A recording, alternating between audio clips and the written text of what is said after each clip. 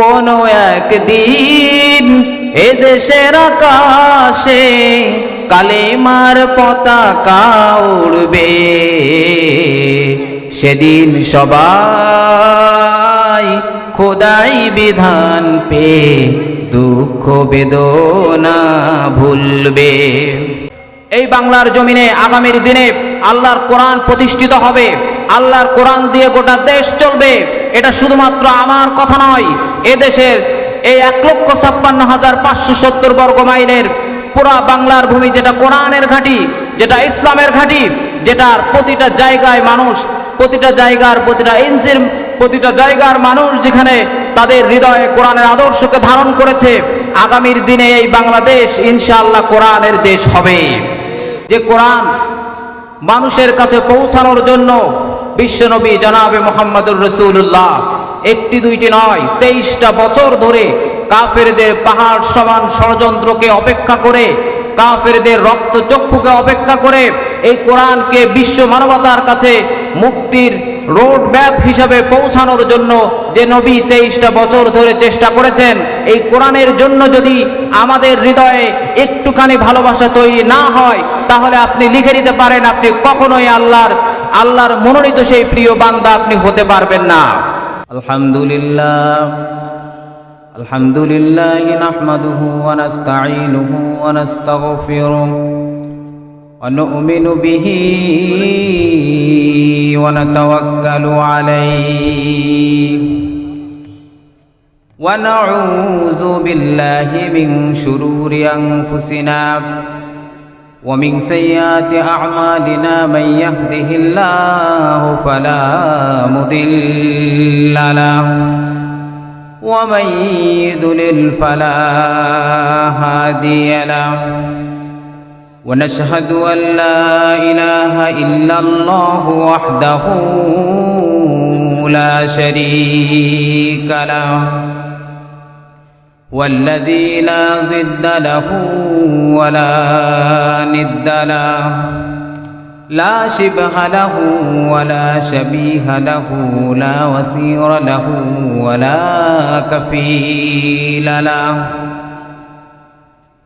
ونشهد أن محمدا عبده ورسوله الذي أرسله بالحق بشيرا ونذيرا وداعيا إلى الله بإذنه وسراجا منيرا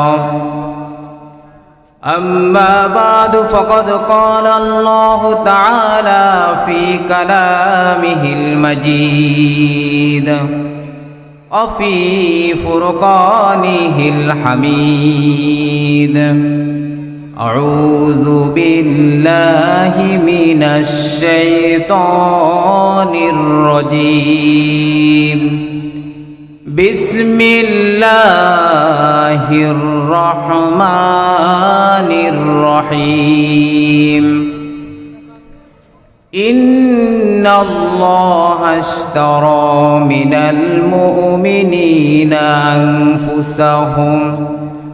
أنفسهم وأموالهم بأن لهم الجنة يقاتلون في سبيل الله فيقتلون ويقتلون إن الله وملائكته يصلون على النبي يا أيها الذين آمنوا صلوا عليه وسلموا تسليما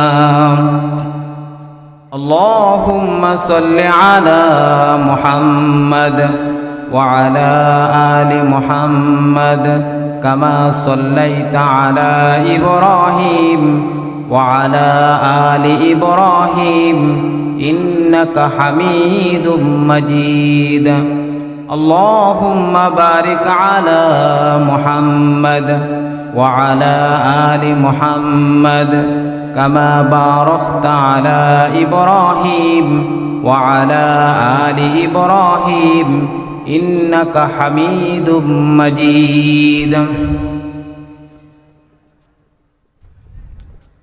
সম্মানিত উপস্থিতি, আজকের এই তাফসিরুল কোরআন মাহফিলের সম্মানিত সভাপতি, উপস্থিত মঞ্চে উপবিষ্ট ওলামায়ে কেরাম এবং গণ্যমান্য ব্যক্তিবর্গ এবং আমার সামনে যে সকল শ্রোতারা উপস্থিত রয়েছেন, সকলকে আমি জানাচ্ছি আমার আন্তরিক সালাম। আসসালামু আলাইকুম ওয়া রাহমাতুল্লাহ। সম্মানিত উপস্থিতি, আমি দেখতে পাচ্ছি যে আমরা প্যান্ডেলের ভিতরে যারা আছি তারা আমরা এলোমেলো হয়ে বসে আছি। অনেকে বাহিরে দাঁড়িয়ে ঘুরে ফিরে বেড়াচ্ছেন। আমি অনুরোধ করছি তারা যদি সামনে এসে সুন্দর পরিবেশ করে সুন্দরভাবে যদি কোরআনের মজলিস সেটার সম্মান রক্ষার্থে যদি এই অনুরোধটুকু গ্রহণ করা যায়, যদি কোরআনের সম্মানে আমরা যদি সম্মানিত হতে চাই, আমরা যদি মহান রবের প্রিয় বান্দা হতে চাই, তাহলে কোরআনের ভালোবাসার বিকল্প কোনো রাস্তা আমাদের খোলা নাই। কোরআনকে আমাদের ভালোবাসতে হবে হৃদয়ের সবটুকুন জায়গা জুড়ে, একটু একটু নয়। মহান রবের পক্ষ থেকে যে কোরআন আজ 1400 বছর ধরে নাজিল হয়েছে, যে কোরআন মানুষের কাছে পৌঁছানোর জন্য বিশ্বনবী জনাবে মুহাম্মদুর রাসূলুল্লাহ একটি দুইটি নয় 23টা বছর ধরে কাফেরদের পাহাড় সমান ষড়যন্ত্রকে অপেক্ষা করে, কাফেরদের রক্তচক্ষুকে অপেক্ষা করে এই কোরআনকে বিশ্ব মানবতার কাছে মুক্তির রোড ম্যাপ হিসাবে পৌঁছানোর জন্য যে নবী 23টা বছর ধরে চেষ্টা করেছেন, এই কোরআনের জন্য যদি আমাদের হৃদয়ে একটুখানি ভালোবাসা তৈরি না হয়, তাহলে আপনি লিখে নিতে পারেন আপনি কখনোই আল্লাহর মনোনীত সেই প্রিয় বান্দা আপনি হতে পারবেন না। সম্মানিত উপস্থিতি, এজন্য বলতেছি আপনাদেরকে অনুরোধ করে একটু কাছাকাছি সামনে এসে এগিয়ে আসুন। খুব অল্প সময়ে কালামুল্লাহ মাজিদের যে আয়াতটি আমি তেলাওয়াত করেছি, আল্লাহ তাআলা তৌফিক দিলে ওই আয়াত অনুসারে আমরা কথা শুনবো ইনশাআল্লাহ। সম্মানিত উপস্থিতি, আপনারা জানেন যে এই বর্তমান সময়ে আমরা এমন একটি সময়ের মধ্য দিয়ে যাচ্ছি যে সময়টা 1,56,570 বর্গ মাইলের এই বাংলা, যেটা কোরআনের ঘাঁটি, যেটা ইসলামের ঘাঁটি, যেটার মধ্যে অসংখ্য মুসলমানদের সম্মান ইজ্জত এটা নির্ভর করছে, এই বাংলাদেশ বর্তমানে এমন একটি সময় পার করছে, এই বাংলাদেশের মানুষের কাছে এদেশের মাটির ভাগ্য নির্ভর করছে। এই বাংলাদেশ আগামীর দিনে, এই বাংলাদেশ মুসলমানদের সম্মান ইজ্জত সব কিছু মুসলমানরা কি রক্ষা করতে পারবে, নাকি কাশ্মীর, ফিলিস্তিন এবং যে সকল মুসলিম রাষ্ট্রগুলো আজ নির্যাতিত নিপীড়িত, সামনে এমন একটি সময় মুসলমানরা আলিঙ্গন করবে, তারই একটা পরীক্ষার সময় আমাদের মুসলমান ভাইদেরকে সামনের দিনে দিতে হবে। সম্মানিত উপস্থিতি, আসুন আমরা কোরআনের যে আয়াতটি তেলাওয়াত করেছি, আল্লাহ তাআলা তৌফিক দিলে আমরা ওই আয়াত অনুসারে কথা শুনব। আল্লাহ রাব্বুল আলামিন কালামুল্লাহ মাজিদের মধ্যে সূরাত তাওবার একটি আয়াত আমি তেলাওয়াত করেছি। রব্বুল আলামিন সেখানে বলেছেন, ইন্নাল্লাহা আশতারা মিনাল মুমিনিন। কিভাবে আমরা মোমেন হতে পারবো, কিভাবে আমরা আল্লাহর জান্নাতে ঢুকতে পারবো, এটার একটা রোড ম্যাপ রব্বুল আলামিন এই সূরার মধ্যে দিয়ে দিয়েছেন। এমন একটি সূরা যে সূরার শুরুতে রব্বুল আলামিন বিসমিল্লাহটা লেখেন নাই। কেন লেখেন নাই? তার কারণ এ সূরার মধ্যে এমন কিছু কথা আল্লাহ তাআলা এমন কিছু কথা রেখেছেন, এই সূরাটা যদি মানুষের অজানা থেকে যায়, এই সূরার কথাগুলো যদি মানুষের অজানা থেকে যায়, তাহলে পুরা কোরআনের শিক্ষার মধ্য থেকে অর্ধেকের বেশি তার সেখান থেকে গ্যাপ থেকে যাবে। এজন্যে এই সূরা থেকে কথা শুনতেই হবে। রব্বুল আলামিন বলছেন, ইন্নাল্লাহা ইশতারা মিনাল মুমিনিনা আনফুসাহুম ওয়া আমওয়ালাহুম বিআন্না লাহুমুল জান্নাহ। রব্বুল আলামিন বলছেন, ও মানুষেরা শোনো, শুধুমাত্র নামাজ পড়লে, হজ করলে, যাকাত দিলেই তোমরা রব্বুল আলামিনের কাছে জান্নাত পাবে না। জান্নাত যদি তোমাদেরকে পেতে হয় তাহলে বিশ্বনবীর 23 বছরের জিন্দেগির দিকে তাকিয়ে দেখো। আমার নবী শুধুমাত্র যদি নামাজ রোজা আর হজের কথা বলতেন তাহলে কোনোভাবেই কাফেররা যে ষড়যন্ত্র করেছিল সেখান থেকে এই কোরআনের আলো কোনোভাবেই তোমাদের কাছে পৌঁছাতে পারতো না, কোনোভাবেই সেটা সম্ভব ছিল না।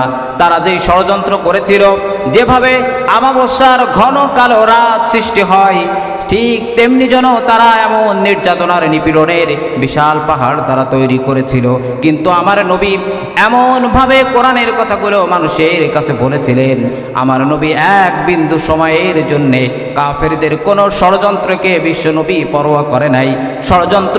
কোন ষড়যন্ত্র বিশ্বনবী ভয় পেয়ে যায় নাই, বরং বিশাল আকাশের সমান সাহস নিয়ে বিশ্বনবী কোরআনের কথাগুলো মানুষের কাছে পৌঁছেছেন। আর এই কথাগুলো সাহসিকতা নিয়ে এই কথাগুলো পৌঁছানোর কারণে রব্বুল আলামিন বিশ্বনবীকে কোরআনুল কারীমের মধ্যে বিশ্বনবীকে একটি উপহার দিয়েছেন। সেই উপহারের ঘোষণা বিশ্বনবীকে যে উপহার দিয়েছেন সেই উপহারের ঘোষণা রব্বুল আলামিন কোরআনুল কারীমের মধ্যে উঠিয়ে দিয়েছেন।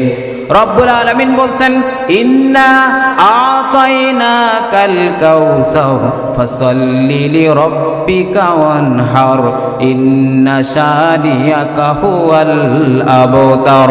রব্বুল আলামিন বলছেন, নবী আপনার চিন্তিত হওয়ার কোনো কারণ নেই, ভয় পাওয়ার কোনো কারণ নেই, বরং আপনার মাথার উপরে আমি রব্বুল আলামিন বিশাল ছায়া হিসাবে আছি। ও রব্বুল আলামিন, ও নবী আপনি শোনেন, আপনি যেভাবে ইসলামের কাজগুলো করে যাচ্ছেন এটার বিনিময় শুধুমাত্র দুনিয়াতেই শেষ হয়ে যাবে না, এর বিনিময়ে রব্বুল আলামিন ওই কিয়ামতের ময়দানে আপনার জন্য কি রেখে দিয়েছেন জানেন নাকি? ও নবী শোনেন, কিয়ামতের ময়দানে যখন আপনার সব উম্মতগুলো বিপদের মধ্যে থাকবে, বিপদগ্রস্ত হয়ে যাবে, তখন আমি রব্বুল আলামিন ওই কঠিন কিয়ামতের ময়দানে যখন কিনা সূর্যটা মাথার উপরে থাকবে, সূর্যের উত্তাপে মানুষের মগজগুলো কান আর নাকের ছিদ্র দিয়া বেয়ে বেয়ে জমিনে পড়তে থাকবে, উত্তপ্ত তামা মিশ্রিত মাটির উপরে মানুষকে দাঁড়িয়ে থাকতে হবে, খালি পায়ে দাঁড়িয়ে থাকতে হবে। 1-2টা দিন নয়, 1-2টা বছরও নয়, 50,000 বছরের সমান একটি লম্বা দিন হবে। সেই দিন পুরা মানুষকে সেইভাবে দাঁড়িয়ে থাকতে হবে। রব্বুল আলামিন বলছেন, নবী আপনার ভয় পাওয়ার কোনো কারণ নেই। ওই সময় শুধুমাত্র সেই লোকগুলো বাঁচতে পারবে যারা কিনা মহান রবের পক্ষ থেকে দয়া মায়া আর ভালোবাসা পাবে। কিয়ামতের ময়দানে শুধুমাত্র মহান রবের কাছ থেকে দয়া মায়া আর ভালোবাসা যারা পাবে শুধুমাত্র তারাই কিয়ামতের ময়দানে ভালো থাকতে পারবে। রব্বুল আলামিন বলছেন, নবী এই যে কষ্ট করে ইসলামের কাজ করছেন, খেতে পারেন না, ঘুমাতে পারেন না, ঘরে থাকতে পারেন না, কাফেররা ষড়যন্ত্র করছে, আপনাকে বাড়ি থেকে বের করে দিল, আপনাকে মক্কার জমিন থেকে বের করে দিল, আপনাকে আপনার উপরে যত নির্যাতন নিপীড়ন তারা করলো, নবী আপনি শুনে রাখেন, ইন্না আতাইনাকাল কাউসার, ওই কিয়ামতের ময়দানে রব্বুল আলামিন এমন একটি পুরস্কারের ব্যবস্থা আপনার জন্য করেছেন, তার নাম হলো হাউজ কাউসার। ও নবী শোনেন, ফাসাল্লি লিরাব্বিকা ওয়ানহার, যেই মানুষ একবার এই হাউজ কাউসারের পানি পান করবে, হাউজ কাউসারের মধু দুধ এগুলো যেই মানুষ একবার পান করবে, কিয়ামতের ওই বিশাল কঠিন জায়গায় তার গলার তৃষ্ণা সাথে সাথে মিটে যাবে। বলেন সুবহানাল্লাহ। এভাবেই রব্বুল আলামিন বিশ্বনবীকে একে একে পুরস্কৃত করেছেন। গোটা কোরআনে সে বর্ণনা রব্বুল আলামিন দিয়েছেন। যখনই বিশ্বনবীর মন খারাপ হয়েছে আল্লাহ রব্বুল আলামিন সাথে সাথে বিশ্বনবীকে সাহস জুগিয়েছেন। যখনই বিশ্বনবী হতাশ হয়ে পড়েছেন তখনই রব্বুল আলামিন বিশ্বনবীর পাশে এসে দাঁড়িয়েছেন। যখন আমার নবীর সকলেই একে একে চলে গেল, দাদা চলে গেল, জন্মের আগে বাবা হারালেন, জন্মের পরে যখন মা হারালেন, দাদা চলে গেল, চাচা চলে গেল আবু তালিব, সব দিক থেকে আমার নবী যখন অসহায় হয়ে পড়লেন, নবীর পাশে যখন আর কেউ নেই, নবী তখন খুব হতাশ হয়ে পড়লেন, নবী খুব চিন্তিত হয়ে পড়লেন। এই পৃথিবীতে বেঁচে থাকা মনে হয় আমি মুহাম্মাদের জন্য খুব কষ্টকর হয়ে যাবে, আমার বুঝি এই দুনিয়াতে আর কেউ নেই। যখনই এরকম অসহায়ত্ব নবী বোধ করলেন, রব্বুল আলামিন জানালেন। রব্বুল আলামিন বলেন, সুবহানাল্লাযী আসরা বিআবদিহি লাইলাম মিনাল মাসজিদিল হারাম ইলাল মাসজিদিল আকসাল্লাযী বারাকনা হাওলাহু লিনুরিয়াহু মিন আয়াতিনা ইন্নাহু হুয়াস সামিউল বাসীর। রব্বুল আলামিন জানালেন, নবী এই মক্কার জমিন থেকে মসজিদুল আকসা, সেই জেরুজালেমের মসজিদুল আকসা পর্যন্ত যত দূর চোখ যায়, যত দূর দেখা যায়, এই পুরা জায়গাটাকে আমি রব্বুল আলামিন আপনার জন্য উর্বর করে দিলাম। এই মক্কার জমিন থেকে খুব তাড়াতাড়ি সেই সুসংবাদ আপনি পাবেন। এই মক্কার জমিন থেকে একটি টান দিয়ে বোরাকে করে আপনাকে মসজিদুল হারামে নিয়ে যাওয়া হবে। সেখানে সকল নবীদের উপস্থিতিতে নবী আপনি ইমামতি করবেন। সকল নবীরা সেই সময় আপনার পাশে দাঁড়িয়ে থাকবে, আপনার পিছনে মুসল্লি হয়ে তারা নামাজ আদায় করবে। ও নবী, এখানেই শেষ নয়, শুধুমাত্র নামাজ আদায় করবে না, সকল নবীদের সাথে নিয়ে সেখান থেকে সাইয়েদনা জিবরাইল আলাইহিস সালাম সকল নবীদের মধ্য থেকে শুধুমাত্র আপনাকে বোরাকে করে ওই দুনিয়া থেকে একে একে আকাশ পেরিয়ে, 7 আকাশ আর জমিন পেরিয়ে সরাসরি আপনাকে সাইয়েদনা জিবরাইল আমি আল্লাহ রাব্বুল আলামিনের আরশাদিমে আপনাকে নিয়ে আসবে। বলেন সুবহানাল্লাহ। বিশ্বনবীকে মেরাজের সুসংবাদ শোনালেন। রব্বুল আলামিন বলছেন, নবী আপনার চিন্তার কোনো কারণ নেই, কোনো চিন্তা ভাবনা দুশ্চিন্তা এগুলো আপনাকে গ্রাস করতে পারে না, কারণ আপনি বিশ্বনবী। আপনার চিন্তা ভাবনা হতে হবে বিশ্বমানের। আপনি যদি বিশ্বমানের চিন্তা না করতে পারেন, তাহলে কিভাবে আপনি গোটা পৃথিবীর সকল মানুষের কাছে আপনি ইসলামের দাওয়াতগুলো পৌঁছাবেন? বিশ্বনবী যখন মেরাজে গেলেন, সাইয়েদনা জিবরাইল আলাইহিস সালাম প্রথম আসমানে নিয়ে গেলেন বিশ্বনবীকে, সব কিছু ঘুরিয়ে ঘুরিয়ে দেখালেন। এরপরে দ্বিতীয় আসমানে নিয়ে গেলেন, তৃতীয় আসমানে নিয়ে গেলেন, চতুর্থ আসমানে নিয়ে গেলেন। এরপরে যখন জান্নাতে নিয়ে গেলেন, বিশ্বনবী সকল জান্নাতের সব কিছুকে ঘুরে ঘুরে দেখলেন কোথায় তার উম্মতরা থাকবে। সাইয়েদনা জিবরাইলকে সঙ্গী করে যখন জান্নাতের সব কিছু তিনি ঘুরে ঘুরে দেখলেন, এরপরে বিশ্বনবীকে যখন সাইয়েদনা জিবরাইল জাহান্নাম দেখাতে নিয়ে গেলেন, এটা দেখার পরে যে কঠিন ভয়াবহতার শাস্তির জায়গা জাহান্নাম, এটা দেখার পরে বিশ্বনবী খুব চিন্তিত হয়ে পড়লেন। বিশ্বনবী চোখের পানি ছেড়ে দিয়ে জিবরাইলের কাছে বললেন, ও জিবরাইল, যে শাস্তি তুমি আমাকে দেখালে, আমার একটা উম্মত এখান থেকে বেঁচে ফিরতে পারবে বলে আমার তো মনে হয় না। ও জিবরাইল, কি দেখালে তুমি আমাকে? সাইয়েদনা জিবরাইল তখন বিশ্বনবীকে বললেন, লা ইয়াস্তাবি আসহাবুন নারি ওয়া আসহাবুল জান্নাহ, আসহাবুল জান্নাতি হুমুল ফাইজুন। সাইয়েদনা জিবরাইল বললেন, নবী রব্বুল আলামিন সে আয়াতের কথা বলেছেন, আপনি একটু স্মরণ করেন। রব্বুল আলামিন সূরা হাশরের ভিতরে জানিয়ে দিয়েছেন, বলেছেন, ও নবী আপনি মানুষের কাছে বলে দেন, লা ইয়াস্তাবি আসহাবুন নার, আজকে এই কিয়ামতের ময়দানে যারা নাকি জাহান্নামের অধিবাসী হবে, ও আসহাবুল জান্নাহ, আর যারা জান্নাতের অধিবাসী হবে, তাদের অবস্থা কোনোদিন কখনোই সমান হতে পারে না। তাদের মধ্য থেকে কারা উত্তম হবে, কে উত্তম হবে, সে কথাও রব্বুল আলামিন বলে দিয়েছেন, আসহাবুল জান্নাতি হুমুল ফাইজুন। রব্বুল আলামিন বলছেন, নবী আজকে তো সেই ব্যক্তি, সেই দল, সেই গ্রুপ উত্তম হবে যারা নাকি ওই দুনিয়াতে কাফেরের হাজারো ষড়যন্ত্রকে মোকাবেলা করে সেখান থেকে মহান রবের জন্যে, মহান রবের কোরআনকে প্রতিষ্ঠা করার জন্যে, ইসলামকে প্রতিষ্ঠা করার জন্যে, সুন্দর একটি বাংলাদেশ বা সুন্দর একটি দেশ দেখার জন্যে, যেই জমিনে শুধুমাত্র আল্লাহর কালাম ছাড়া, আল্লাহর কোরআন ছাড়া আর কোনো কিছু দিয়ে দেশ চলতে পারে না, আল্লাহর কোরআনকে প্রতিষ্ঠা করার জন্যে যারা এত সুন্দর স্বপ্ন দেখলো, যারা শুধুমাত্র নিজেরা নামাজ পড়ে নাই, নামাজ প্রতিষ্ঠার আন্দোলন করেছে, শুধুমাত্র কোরআন তারা পড়ে নাই, কোরআনের কথাগুলো সমাজে প্রতিষ্ঠার জন্য তারা কাজ করেছে, এত সুন্দর কাজ যারা করেছে, আজকের এই কিয়ামতের ময়দানে নবী তাদেরকে আপনি সফল মানুষের কাঠগড়ায় দেখতে পাবেন, সফল মানুষের কাতারে আজকে তাদেরকে আপনি দেখতে পাবেন। সম্মানিত উপস্থিতি, আমরা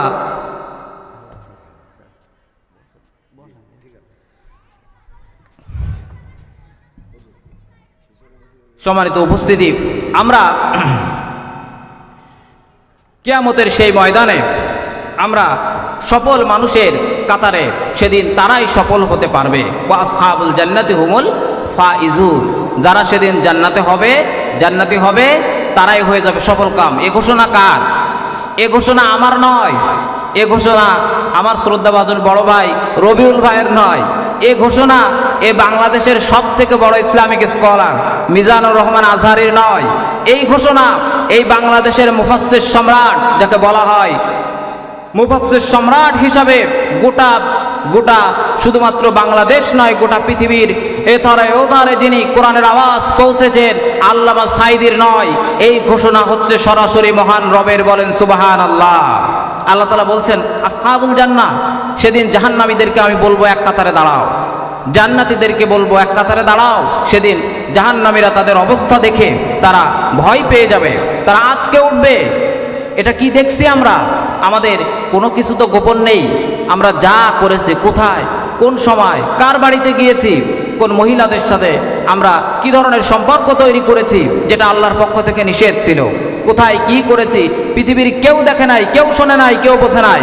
কিন্তু আজকে রব্বুল আলামিন যেই কিতাব, যেই ডায়েরি আমাদের হাতে উঠিয়ে দিয়েছে, এখানে তো কোনো কিছু বাদ পড়ে নাই। রব্বুল আলামিন বললেন ইকরা কিতাবাকা কাফা বিনাফসিকাল ইয়াউমা আলাইকা হাসিবা। তারা যখন তাদের আমলনামাগুলো দেখবে, দেখার পরে যখন তারা ভীত সশস্ত্র হবে, তারা যখন তাদের আমলনামাগুলোকে গোপন করার চেষ্টা করবে, তখন রব্বুল আলামিন কোরআনের সেই আয়াতটি পড়ে শোনাবেন। রব্বুল আলামিন বলবেন শোনো, আজকে তোমরা কার সামনে দাঁড়িয়েছো তোমরা জানো নাকি?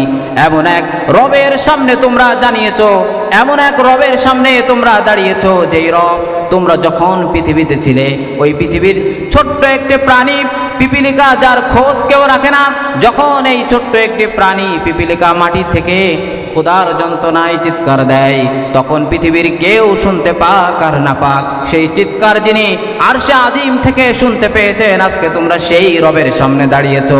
সুতরাং দুনিয়াতে যেইভাবে মিথ্যা কথা বলেছো, দুনিয়াতে যেইভাবে সত্যকে মিথ্যা বলে চালিয়েছো, যেইভাবে তোমরা একজনের কথা আর একজনের কাছে বলে বেরিয়েছো, কোনোভাবে আল্লাহর কোরআনের আইনের কোনো তোমরা তোয়াক্কা করো নাই, যা মনে চায় তাই করেছো, আজকে তা হবে না। আজকে শুধুমাত্র সেই কথা চলবে মহান রব যেই কথা বলবেন। রব্বুল আলামিন বলবেন ইকরা, পড়ো, কাফা বিনাফসিকাল ইয়াউমা আলাইকা হাসিবা। আজকে তোমার আমলনামা পড়ার জন্য কোনো মানুষের প্রয়োজন নেই। আজকের এই দিনে তোমার আমলনামা পড়ার জন্য তুমি নিজেই যথেষ্ট। সেদিন মানুষের চিন্তার কোনো শেষ থাকবে না। এই রকম কঠিন অবস্থা যখন হবে, তখন বিশ্বনবীর পক্ষ থেকে ঘোষণা আসবে যে কোরআনের কথা আমি বললাম। রব্বুল আলামিন তখন বলবেন নবী, আপনি আপনার উম্মতদেরকে চিনে নেন, আপনার উম্মতের কোনো চিন্তা আজকে নাই। ওই যে ঘোষণা আমি রব্বুল আলামিন দিয়েছিলাম, ইন্না আতাইনা কাল কাউসার, ও নবী এই যে দেখেন হাউস কাউসারের যে নহর আপনি দেখতে পাচ্ছেন, দুধের নহর, পানির নহর, শরবতের নহর, যতগুলো নহর আপনি দেখতে পাচ্ছেন, এই নহরগুলো আজ আর ক্লোজ নয়, এই নহরগুলো আজকে আর তালাবদ্ধ নয়, এই নহরগুলো সব আমি নবী, সব আমি রব্বুল আলামিন, আপনি নবী, আপনার উপরে আমি ওয়াকফ করে দিলাম। বলেন সুবহানাল্লাহ। সূরা কাউসারের এই ছোট্ট আয়াতগুলো, মাত্র 3টি আয়াত, এটা শুধুমাত্র আয়াত নয়, এটা দিয়ে আল্লাহ রব্বুল আলামিন বিশ্বনবীকে উপহার দিয়েছেন। কোন সময়? যখন বিশ্বনবী ভেঙে পড়েছিলেন, বিশ্বনবী হতাশ হয়ে যাচ্ছিলেন, তিনি কি করবেন কাজ করতেছিলেন বিশ্বনবী, কাফেরদের ষড়যন্ত্রে তার জীবন যখন অতিষ্ঠ হয়ে উঠেছিল, ঠিক সেই সময় আল্লাহর পক্ষ থেকে যখন এই ঘোষণা আসলো, তখন ইসলামের যে গতি ছিল, বিশ্বনবী ইসলামের যে গতির তৈরি করেছিলেন, এটা আর সেই জায়গায় থাকলো না। এটা 1 নয় 2 নয়, বহু গুণে বৃদ্ধি হয়ে সেটা গোটা আরব বিশ্ব শুধু নয়, গোটা পৃথিবীতে ছড়িয়ে পড়লো। বলেন আল্লাহু আকবার। আমরা আশা করি এই বাংলার জমিনে আগামীর দিনে আল্লাহর কোরআন প্রতিষ্ঠিত হবে, আল্লাহর কোরআন দিয়ে গোটা দেশ চলবে। এটা শুধুমাত্র আমার কথা নয়, এদেশের এই 1,56,570 বর্গ মাইলের পুরা বাংলার ভূমি, যেটা কোরআনের ঘাঁটি, যেটা ইসলামের ঘাঁটি, যেটার প্রতিটা জায়গায় মানুষ, প্রতিটা জায়গার প্রতিটা ইঞ্চির প্রতিটা জায়গার মানুষ যেখানে তাদের হৃদয়ে কোরআনের আদর্শকে ধারণ করেছে, আগামীর দিনে এই বাংলাদেশ ইনশাআল্লাহ কোরআনের দেশ হবে। কোনো একদিন এ দেশের আকাশে কালেমার পতাকা উড়বে, সেদিন সবাই খোদাই বিধান পে দুঃখ বেদনা ভুলবে। কোনো একদিন এ দেশের আকাশে কালেমার পতাকা উড়বে, সেদিন সবাই খোদাই বিধান পে দুঃখ বেদনা ভুলবে। সেদিন আর রবে না হাহাকার, অন্যায় জুলুম অবিচার, থাকবে না অনাচার দুর্নীতি কদাচার, থাকবে না অনাচার দুর্নীতি কদাচার, সকলেই শান্তিতে থাকবে। সেদিন সবাই খোদারি বিধান পে দুঃখ বেদনা ভুলবে। একাকিনী রমণী নির্জন পথে ঘাটে কোনো জন কটু কথা কবে না, কোনো দিন পথে ঘাটে সম্পদের মোহে খুনার রাহা জানি রবে না। সেই দিন আর নয় বেশি দূরে, সেই দিন আর নয় বেশি দূরে, আর কিছু পথ গেলে মিলবে। সেদিন সবাই খোদারি বিধান পে দুঃখ বেদনা ভুলবে। সেদিন সবাই খোদারি বিধান পে দুঃখ বেদনা ভুলবে। আগামীর দিনে কোরআন যখন প্রতিষ্ঠিত হবে, তখন আমাদের যত অন্যায় অবিচার সমাজে রয়েছে, সকল অন্যায় অবিচার আমরা দেখেছি। এই বাংলাদেশ 1971 সাল থেকে শুরু করে আজ পর্যন্ত প্রায় 50 থেকে 52 বছর অতিক্রম হয়ে গেল। আমরা দেখলাম কত ধরনের শাসন আসলো, কিন্তু সমাজ থেকে কোনো অন্যায় তারা দূর করতে পারে নাই। তারা ব্যর্থ হয়েছে সকল ধরনের অন্যায়কে দূর করতে। এজন্য আমি আল্লাহর কোরআনের সে শপথ নিয়ে আপনাদের কাছে বলতে চাই, যদি এই সমাজে কোরআনের আইন প্রতিষ্ঠিত হয়, যদি গোটা দেশ কোরআনের আইন দিয়ে চলে, তাহলে যত ধরনের অন্যায় অবিচার যা কিছু আছে সব কিছুকে দূর করে দিয়ে মহান রব গোটা বাংলাদেশকে একটি জান্নাতে পরিণত করবেন। কথা বলেন ঠিক কিনা? আগামীর দিনে আমরা কোরআনের সেই স্বপ্ন বাস্তবায়নের দিকে আমরা এগিয়ে যাব। আমি এই আহ্বান আমাদের সকল মানুষের কাছে আমি রাখতে চাই। সম্মানিত উপস্থিতি, চলুন আমরা যে কথা বলছিলাম আমরা সেখানে চলে যাই। কোরআনুল কারীমের ভিতরে যে আয়াতটি আল্লাহ তাআলা বলেছেন, ইন্নাল্লাহা হাশতারা মিনাল মুমিনিন, আল্লাহ তাআলা শর্ত বেঁধে দিয়েছেন আমরা কিভাবে মুমিন হতে পারবো, কিভাবে আমাদের দ্বারা মুমিন হওয়াটা সম্ভব, এটা আল্লাহ তাআলা বলে দিয়েছেন। আল্লাহ বলেছেন, আনফুসাহুম ওয়া আমওয়ালাহুম, যদি তোমরা মুমিন হতে চাও তাহলে আল্লাহর পথে তোমাদেরকে জানও দিতে হবে, মালও দিতে হবে। যখন সময় আসবে, যদি ভারতের মতো, প্যালেস্টাইনের মতো যদি মুসলমানদের ইজ্জত রক্ষা করার জন্যে, ইসলামের অস্তিত্ব রক্ষা করার জন্যে যদি জিহাদের ডাক আসে, তাহলে আমরা সেই মহান রবের জন্য নিজেদের জীবনটাকে উজাড় করে দিয়ে আমরা কারা কারা ইসলামের সেই সত্য বাস্তবায়নের জন্য আমরা কারা কারা মাঠে থাকতে রাজি আছি, আমরা একটু হাত তুলে আল্লাহকে দেখাই। আল্লাহ রাব্বুল আলামিন আমাদের এই সকল হাতগুলোকে ইসলামের জন্য, কোরআনের জন্য কবুল করুক। সকলে বলেন আমিন। সম্মানিত উপস্থিতি, আল্লাহ তাআলা বলছেন ওয়া আমওয়ালাহুম, আল্লাহর রাস্তায় যারা জানও দিতে চায়, যারা মালও দিতে চায়, তারা শহীদ হয়ে যায়, তারা শহীদ হিসাবে থাকে। এই শহীদের আল্লাহ তাআলা আমাদেরকে শহীদ হিসাবে গ্রহণ করুন আর না করুন, কিন্তু শহীদের তামান্না, শহীদের এই তামান্না যে বাস্তবায়নের জন্য যে স্বপ্ন আমাদের মধ্যে রয়েছে, আল্লাহ তাআলা এটা কি দেখছেন নাকি দেখছেন না? অবশ্যই আরশে আজিম থেকে মহান রব যখন আমাদের এই তামান্নায় আকাঙ্ক্ষা যখন তিনি দেখেছেন, আল্লাহ রাব্বুল আলামিন আমাদের উপরে অনেক বেশি খুশি হয়ে গিয়েছেন। আসুন আমরা দেখি বিশ্বনবী এবং সাহাবীরা এই আয়াত যখন তারা পেলেন, তারা কি করেছিলেন। বিশ্বনবী তখন মদিনাতে আছেন, সাহাবীরা রয়েছে মাত্র 313 জন সাহাবী আমার নবীর হয়েছে। এই 313 জন সাহাবী অনেক কষ্ট করে বিশ্বনবী গুছিয়েছেন। দেখলেন কিছুক্ষণের কয়েকদিনের ব্যবধানে মাত্র তিনি মক্কা থেকে মদিনাতে এসেছেন হিজরত করে। মক্কার কাফেররা যখন শুনল যে মুহাম্মদ মদিনাতে গিয়েছে, সেখানে সবাই তাকে আলিঙ্গন করেছে বরের মতো, যেভাবে আমরা বরকে আলিঙ্গন করে থাকি। মদিনার মানুষ বিশ্বনবীকে এতটা ভালোবাসা দিলেন, এটা দেখে মক্কার কাফেররা সহ্য করতে পারলো না, তাদের প্রতিহিংসা শুরু হয়ে গেল। তারা তখন নিজ উদ্যোগে যুদ্ধ করার জন্য সকল সরঞ্জাম নিয়ে তারা বদরের প্রান্তরে উপস্থিত হলো। বদর হচ্ছে একটি কুয়ার নাম, পার্শ্ববর্তী একটি মরুভূমির জায়গা যেখানে খণ্ড যুদ্ধ হয়েছিল। সেই জায়গাটার নামই হচ্ছে বদর, যেখানে বদর যুদ্ধ হয়েছিল। কাফেররা যখন বদরের প্রান্তরে উপস্থিত হলো যুদ্ধ রণসজ্জিত অবস্থায়, বিশ্বনবী কিছুই জানে না। কাফেররা ঘোষণা দিতে লাগলো, ও মুহাম্মদ, ও আলী, ও আবু বকর, ও ওমর, তোমরা যারা মক্কা থেকে এসেছো, আসো আমরা তোমাদের সাথে যুদ্ধ করতে চাই। এটার জন্যে তারা যখন হুঙ্কার দিতে লাগলো, বিশ্বনবী এগুলোকে তোয়াক্কা করলেন না।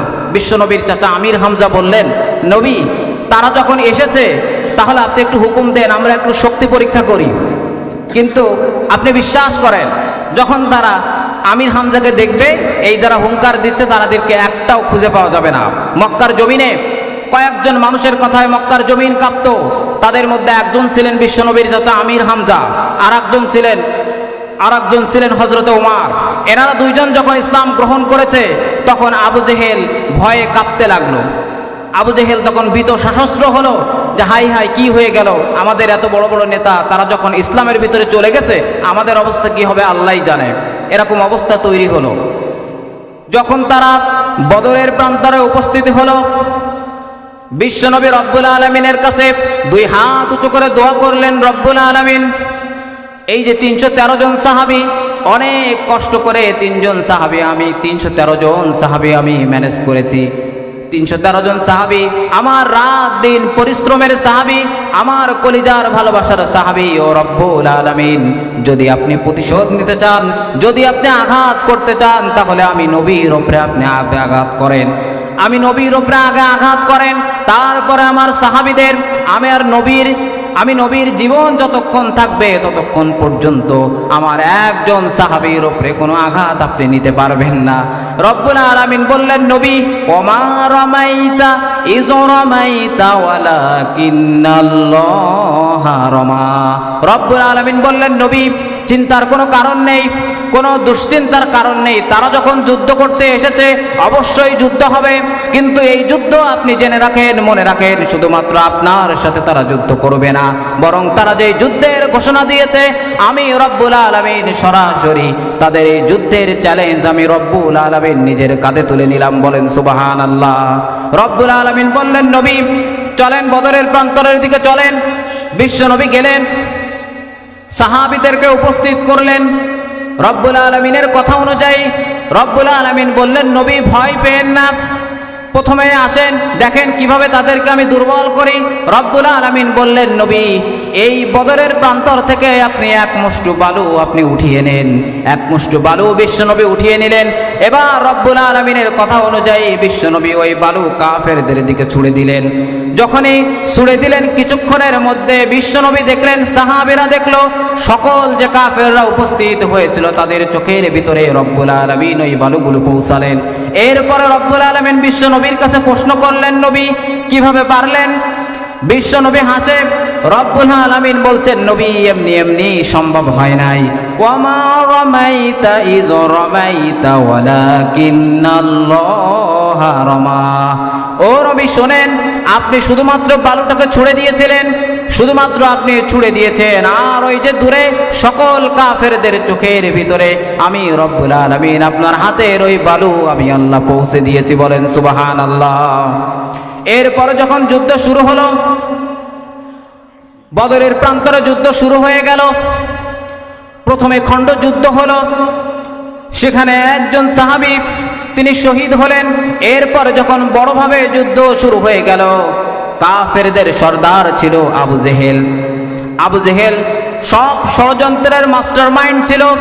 যখন যুদ্ধ শুরু হয়ে গেল, আবু জেহেল জানতো না আজকের এই যুদ্ধ তার জীবনের শেষ যুদ্ধ হবে, আজকের এই যুদ্ধে তার জীবন শেষ হয়ে যাবে। বদরের প্রান্তরে মদিনার দুইজন সাহাবী, একজনের নাম হলো মাস আর একজনের নাম হলো মাওয়াস। মাসের বয়স ছিল 16 বছর, মাওয়াসের বয়স হলো 14 বছর। তারা বিশ্ব নবীর কাছে গিয়েছিল। নবীর কাছে যেয়ে বলল, ও নবী, আমরাও জিহাদে যেতে চাই, আমরাও যুদ্ধ করতে চাই। জেনেছি মক্কার জমিনে কাফেররা আপনাকে অনেক বেশি কষ্ট দিয়েছে, আমরা একটু কিছু দিয়ে আমরা তাদেরকেও কষ্ট দিতে চাই।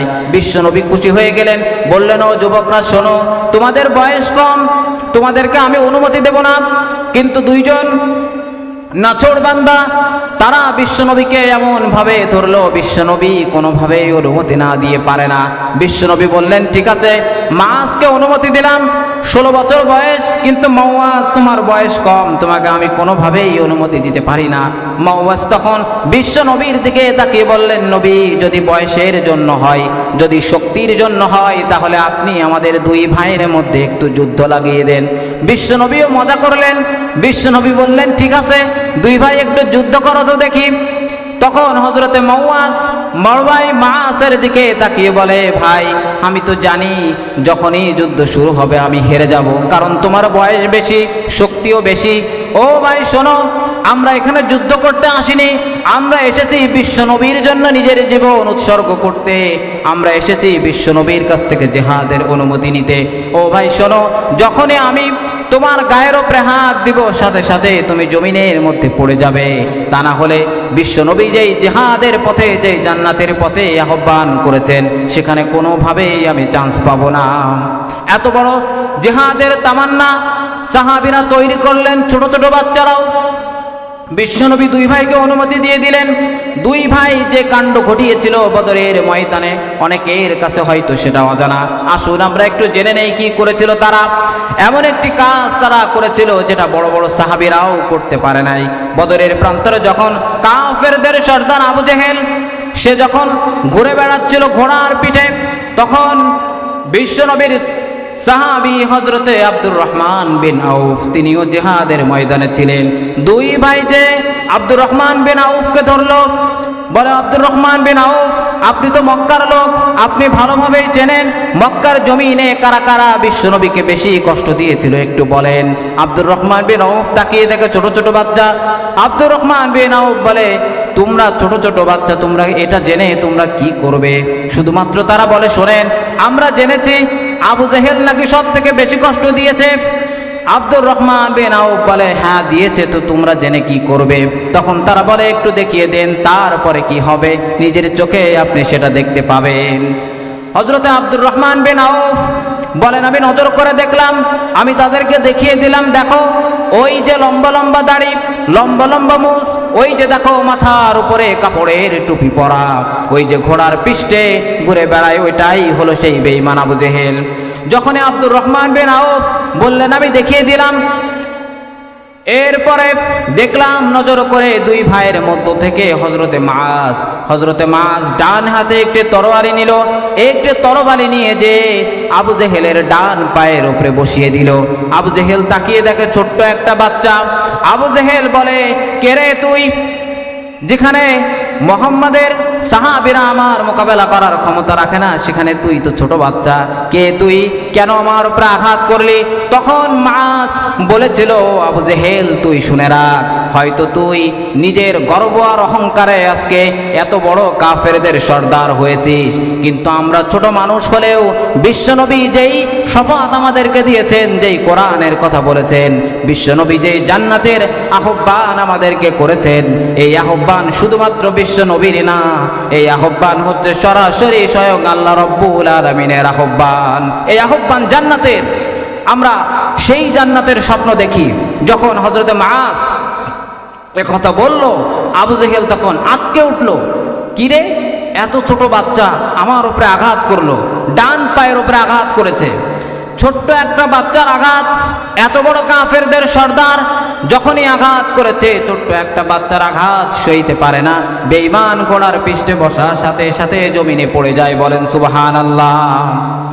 হযরতে মুআজ আবু জেহেলের আপন ছেলে ইকরামা দেখলো ছোট্ট একটা বাচ্চার আঘাতে তার বাবা ঘোড়ার পৃষ্ঠ থেকে পড়ে গিয়েছে। ইকরামা এসে হযরতে মুআজের ডান হাতে তরবারি দিয়ে আঘাত করলো। হযরতে মুআজের ডান হাতটা কেটে যে একটু চামড়া দিয়ে হাতটা ঝুলেছিল। হযরতে মুআজ হাতের দিকে তাকিয়ে বলে, হাত রে, তোর জন্য আমি নবীর পক্ষে তরবারি চালাতে পারছি না, তোর জন্য আমি নবীর জন্য জিহাদ করতে পারছি না, তোর জন্য আমি বদরের প্রান্তরে ঠিকভাবে যুদ্ধ করতে পারছি না। হাত দেখ তোর সঙ্গে আমি কি ব্যবহার করি। হযরতে মুআজ বর্ণিত হয়েছে এমন ভাবে, হযরতে মুআজ বাম পা দিয়ে ডান হাতটাকে চেপে ধরলেন, এক হাতে তরবারি নিয়ে হাতটাকে টান দিলেন, এক টানে দুইটা হাত, এক টানে হাতটাকে শরীর থেকে তিনি আলাদা করে ফেললেন। এই দৃশ্য দেখার পরে হযরতে মুআজ দূর থেকে ছুটে আসলো। আসার পরে ভাইয়ের হাতটা ধরে চুমা খাইতে লাগলো আর বলতে লাগলো, ভাই তুমি তো বিশ্ব নবীর জন্য হাতটা দিলে, নিজের হাতটাকে কোরবানি করলে, কিন্তু আমিও এসেছিলাম বদরের প্রান্তরে। ও ভাই তুমি তো হাত দিয়েছো, কিন্তু আমি তো কিছুই বিশ্ব নবীর জন্য দিতে পারলাম না। হযরতে মুআজ বলেন, শোনো শোনো আমার প্রিয় ভাই, শোনো, তুমি যদি একটি কাজ তোমাকে করতে হবে, তুমি যখন বিশ্ব নবীর সঙ্গে তোমার দেখা হবে তখন তুমি আমার কথাগুলো বিশ্ব নবীর কাছে পৌঁছাবে। তুমি বিশ্ব নবীকে বলো, নবী যখনই তুমি বিশ্ব নবীকে বলো বদরের প্রান্তরে যতক্ষণ পর্যন্ত আমার জীবন ছিল, যতক্ষণ পর্যন্ত নিঃশ্বাস যায় আর আসে, ততক্ষণ পর্যন্ত আমি বিশ্ব নবীর পক্ষে তরবারি চালিয়েছি, ততক্ষণ পর্যন্ত বিশ্ব নবীর জন্য জিহাদ করেছি, ততক্ষণ পর্যন্ত আমি নবীর পক্ষে জিহাদ করেছি, এক মুহূর্তের জন্য বদরের প্রান্তর থেকে আমি হটে যাইনি। এভাবেই ইসলামের বিধানগুলো বিশ্বনবী সাহাবীদেরকে দিয়ে বাস্তবায়িত করেছেন। শেষ করে দিচ্ছেন। এভাবেই বদরের প্রান্তর শুধু নয়, মক্কার জমিন পেরিয়ে মদিনাতে এবং বদর, উহুদ, খন্দকে সব জায়গায় একের পর এক সাহাবীরা নিজেদের জীবন উৎসর্গ করে, যেভাবে বলেছিলাম কোরআনের সে কথা, মিনাল মুমিনিন আনফুসাহুম ওয়া আমওয়ালাহুম, যদি মুমিন হতে হয় তাহলে আল্লাহর রাস্তায় জানও দিতে হবে, মালও দিতে হবে, বিন্দু মাত্র কার্পণ্য করা যাবে না। নিজের জীবনটাকে যারা আল্লাহর জন্য উৎসর্গ করেছে তারা দুনিয়াতেও সফল হবে, আখিরাতেও সফল হবে। এই পৃথিবীর এমন কোনো শয়তানের পথ তৈরি হয় নাই, যদি এই পথে তারা থাকে, এমন কোনো পথ তৈরি হয় নাই সেই পথ দিয়ে তাদেরকে এই ঈমানের পথ থেকে তাদেরকে বের করে নিতে পারবে।